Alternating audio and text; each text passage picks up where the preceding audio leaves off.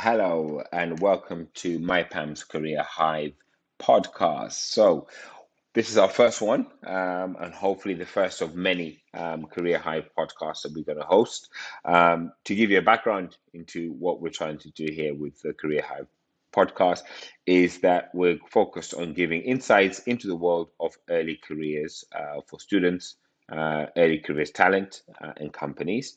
And our focus is around how do we enable and connect all of those things together to basically create a world of opportunities, information, and knowledge and guidance for both companies and organizations. A bit about myself. My name is Kufa Matia. I'm the CEO and founder of MyPam. What is MyPam? MyPam is an assessment and selection platform which helps play a key role in in organizations' hiring process of early careers talent. We connect, match, and select talent for organizations fairer and more cost effectively. We enable them to recruit a more diverse talent pool, and we enable them to match talent better and more effectively. So that is all about MyPam and our Career Hive. So what's our first topic this year for our episode? Well, the first one's all about mock exams.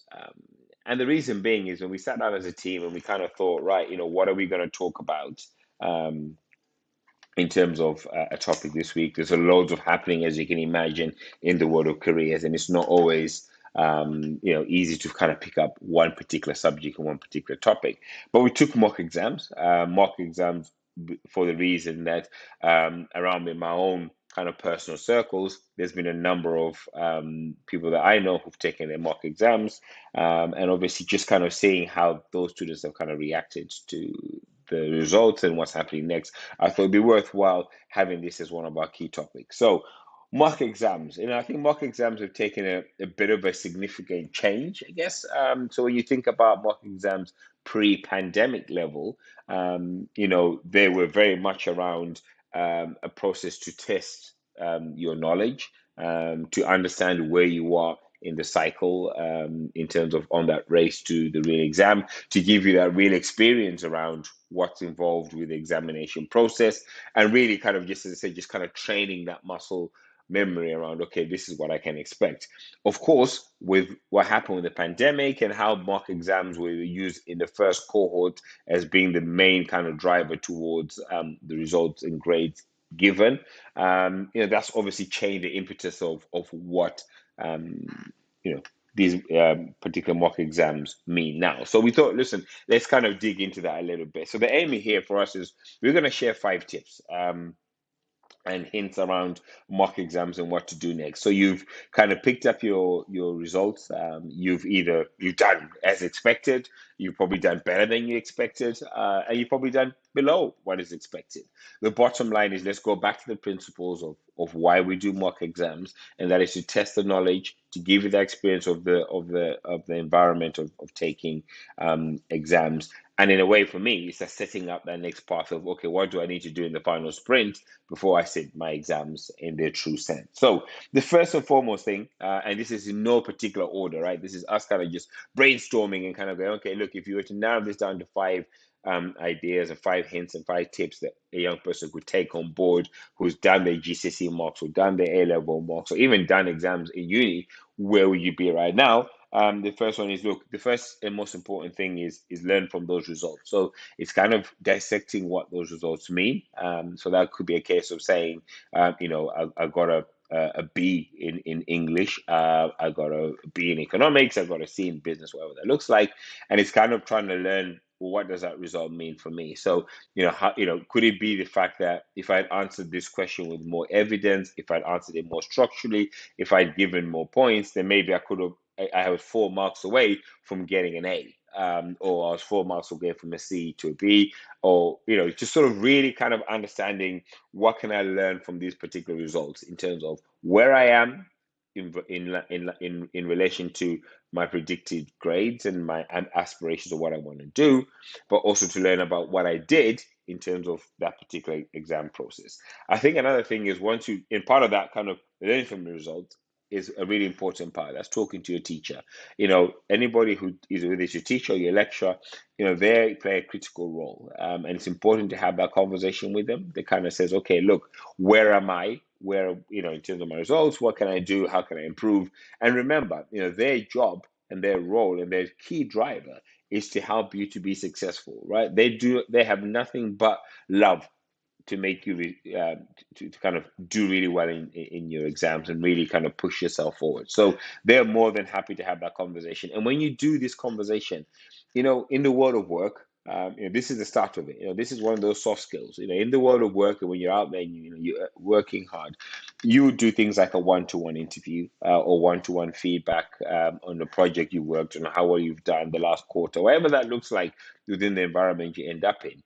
And therefore, this is the same type of thing. This talking to your teacher is that feedback, right? It's sitting down with a teacher, not 5 minutes between lessons and classes and break, etc., but actually finding some dedicated time to sit down with them and go through where you are right now. Go through those results. What can I learn from these results? So we go back to what that was on the point one that we spoke about.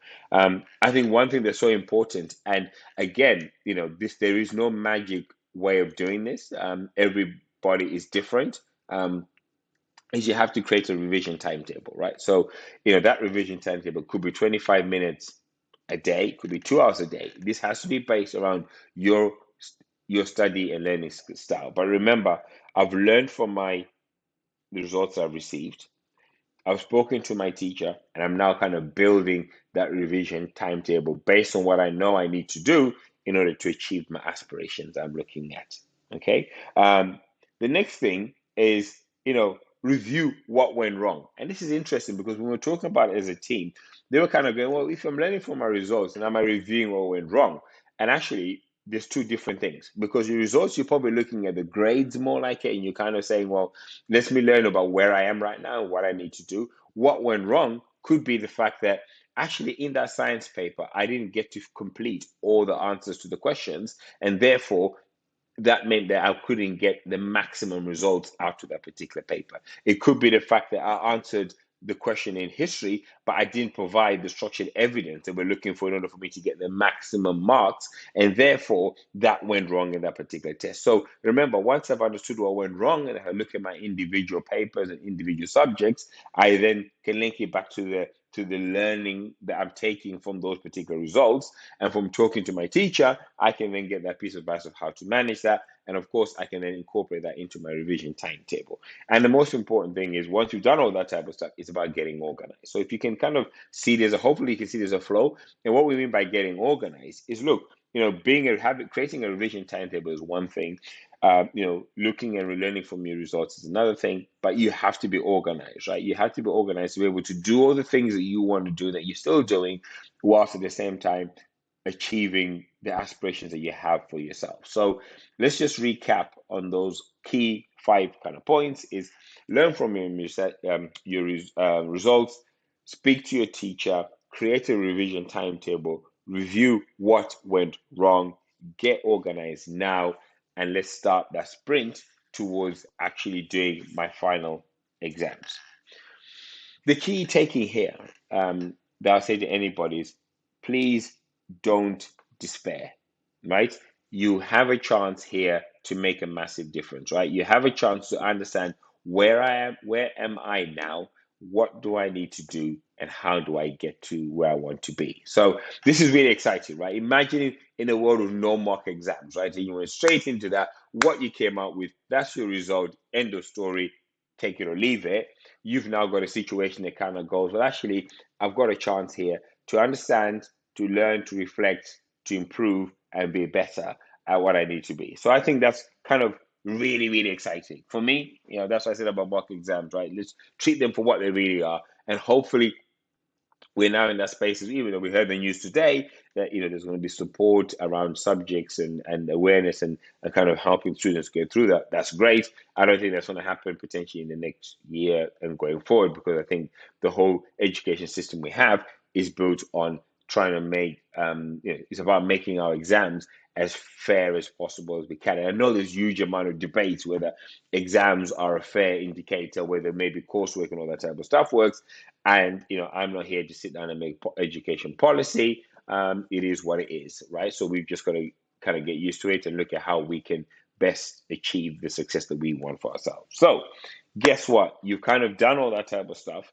You have your predicted grades. You now have an idea of what potentially your reality grades are. So imagine if you sat down and gone, okay, from my learning, from what I've got to do, from engaging with my teachers and all that type of stuff, and learning from what went wrong, I can see that the gap for me to achieve my results is probably going to be higher and harder, and therefore I need to look at what else I can do. What I would say to you is that's okay as well, right? Do not panic because you thought like my predicted grades mean I'm going to go to university choice A, or I'm going to be unable to do apprenticeship B, right? There's always a way around it. So predicted grades are exactly that, right? So us at MyPam, we do predictive modeling for our organizations when we look at the early career data. And what we're trying to do is predict what the next 3 to 5 years looks for those organizations. There's so many variations that come into play. And that is us just looking at pure early career recruitment data. Imagine if you're dealing with the human mind, right? You're dealing with young people like yourselves who are kind of going through all those different changes, going from being early stage teenagers to fully adolescent. There's so many things happening within that space that, of course, what you predicted might not necessarily mean what you'll end up achieving as reality. So you've got to have that kind of flexibility because, as I said, we are humans. The most important thing to know, and this is absolutely 100% fact in my world anyway, is that it is going to be okay, right? There is no two ways about it. It is going to be okay. Your options do not stop just because you haven't got the AAB or the BAB, whatever it is, to get onto that university course. That is not the end. That is just the beginning. Okay. So if you look at the uni route, there's very much the fact that there's clearing that you could go through. There's 2 or 3 other options. There may be a slight variation in terms of what happens when we finally get to results stage and universities are looking at, well, what do we have now? What can we look like in the future? And things start to sort of change in there. Okay. You may be time to change your mindset. So it might be a case of looking at going, you know what? I want to do a degree apprenticeship. Maybe I want to do different A-level studies than where I am right now. Maybe when I finish my GCSEs, A-levels are not for me. I want to go straight into FE college, and I want to then go on to do an apprenticeship. Maybe it is a higher kind of apprenticeship per se to open up that kind of that doorway. Whatever it is, you start to make that plan. So yeah, look at my options A, B, and C. Which is my top uni option? Where am I? How far am I from that? If I don't, then what does my other realities look like? Let me start to make a plan so that when I do get to this point where it's key decision points, I pick up my results in August, that whatever that looks like, I know which pathway I'm roughly going to take. And there's a huge, exciting opportunity and time, especially this week with National Apprenticeship Week, the kind of resources you have to be able to pick up and really kind of see what else is out there. As I said to myself, there's always a more exciting door to open, right? The question is, how many doors are you prepared to open, and to do so with a willingness to accept what's behind that door and using what's behind that door to create the next wave. For clarity purposes, I guess what we could do is just kind of talk a little bit about the different apprenticeship levels. I think that's important. So I've done my mock exams.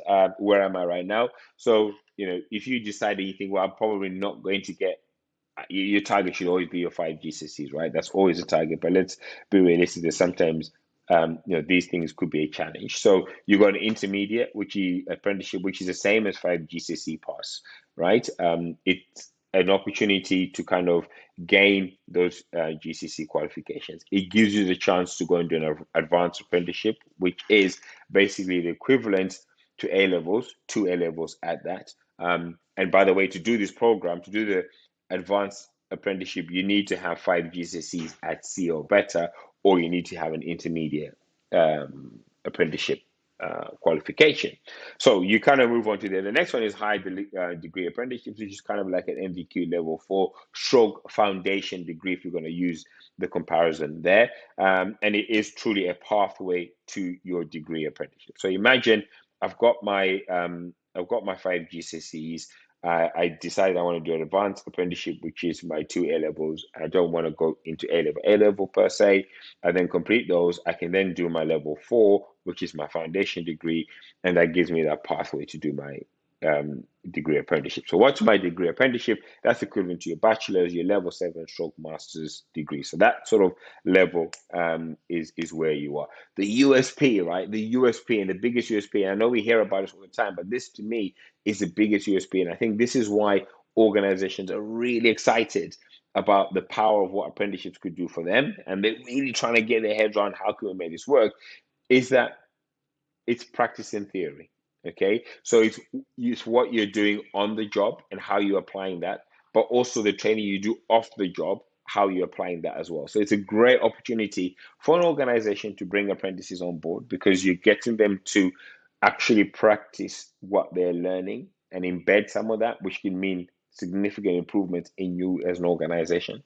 And hey, look, we don't do this for charity, right? You get paid. Now, how great is that to have that opportunity to do that apprenticeship, knowing you're getting paid, knowing you're getting that experience at the same time. And we know that when it comes to certain organizations, certain recruitment processes, that will be fundamentally the difference between a yes and a no. So, I think it's a key thing to sort of just have in the back of your mind. So we've kind of talked about mock exams. We've talked a little bit about apprenticeships. Let's just kind of talk about the most exciting event of the year so far is National Apprenticeship Week. So that started today, the 7th, and finishes on the 12th. There's a variety of events going on. I love National Apprenticeship Week, right? I've always enjoyed that with National Careers Week because it's a spotlight on an opportunity that most people take for granted, and hopefully they get to now see just the impact you can have on their particular career. So, what is happening in National Apprenticeship? And by the way, the theme for National Apprenticeship Week, I mean, how exciting can that be? And I believe I've written it down here. It is build the future, right? And I think that is so kind of in sync with the conversations that we're having with businesses, the challenges that we know industries are facing. To talk about apprenticeships and wrap around that build the future, I think is really exciting, right? So that's kind of mixes in there. So going back to Apprenticeship Week, there is going to be a lot of events happening. The beauty of some, or one of the positives that have come out of the pandemic, is the fact that we can do online events, right? We have an opportunity to attend really exciting online events without having to worry about missing the next meeting or whatever that may be. So that's going to be really exciting. So look at that. The first protocol, www.apprenticeships.gov.uk. Great one to go for. That will give you opportunities. It's like a data, information flow around what's available.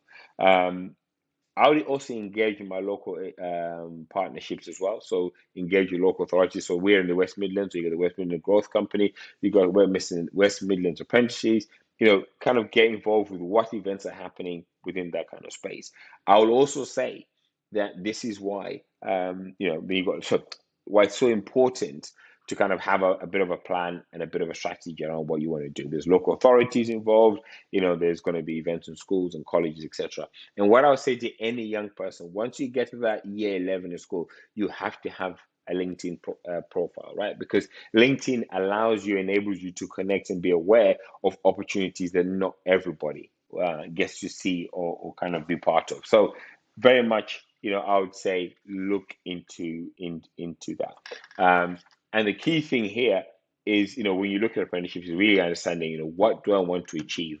Where do I want to go? What does it look like for me? And how can I go about kind of achieving the goals that there may be? So Apprenticeship Week, that's the information for you as candidates.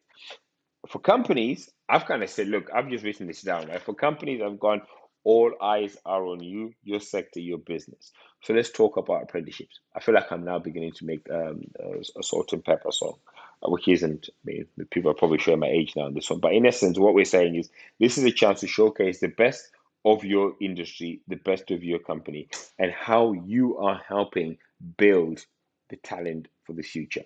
Okay, because you're feeling the pinch, you are very much the organizations, you're very much the wealth creators. So look, you know what? This is a time for you in a week like this to really go above and beyond and showcase your organization, the greatness of your sector, even more, even in more detail. So that is my kind of piece on apprenticeships. More things to look at. Look, there's a number of events that are going to be happening over the next week, right? And we picked out a few, but there's hundreds going on. But again, looking at apprenticeship.gov.uk website, you'll be able to find events that are more suited to where you are in the information pyramid and which information you need to find out. So some of the ones that we kind of picked out are happening tomorrow and the rest of this week and will be happening in different pieces of that.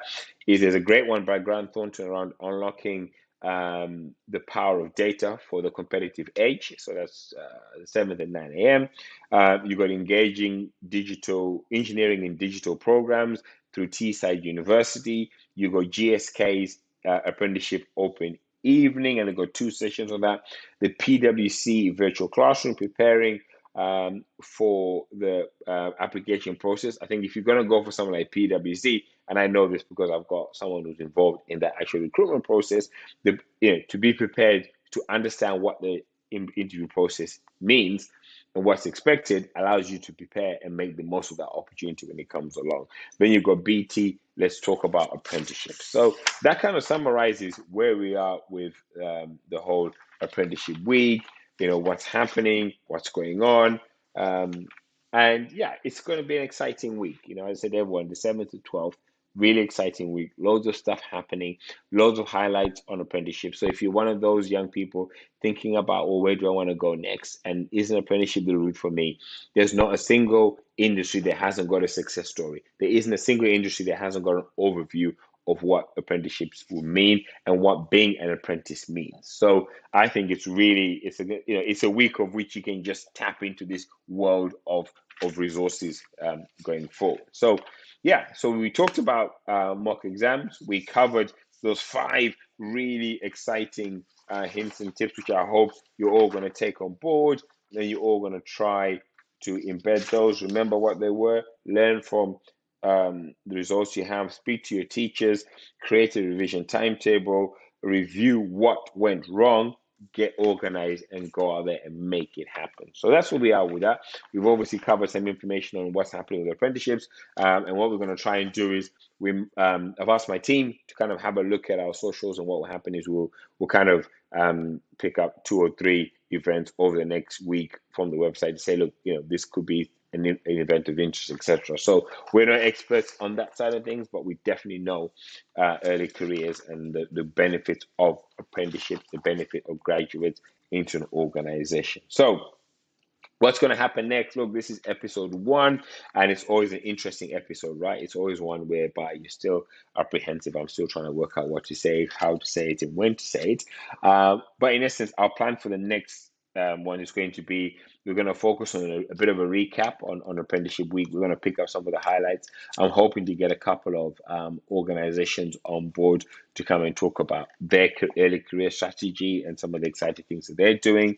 And also we're going to touch on some kind of really exciting industry news as well. So hopefully the next podcast will just be as informative as this. As I said, our aim with the podcast is to give insights into early careers, right? And that's for companies to give you as early careers talent an insight into what they're looking for, what they're doing, and most importantly, for you to understand, how can I be on that journey with that organization? What do I need to do in order for this to be the pathway that I end up taking? So the aim for us is kind of like, that's the inside piece, right? So as I said, interviews with the companies, interview with key professionals, interview with key apprentices. We're going to be covering that between episode 1 and episode 999. That will be way down there in a long distant memory. So that is all for our first MyPam career quiz, career Hive, sorry.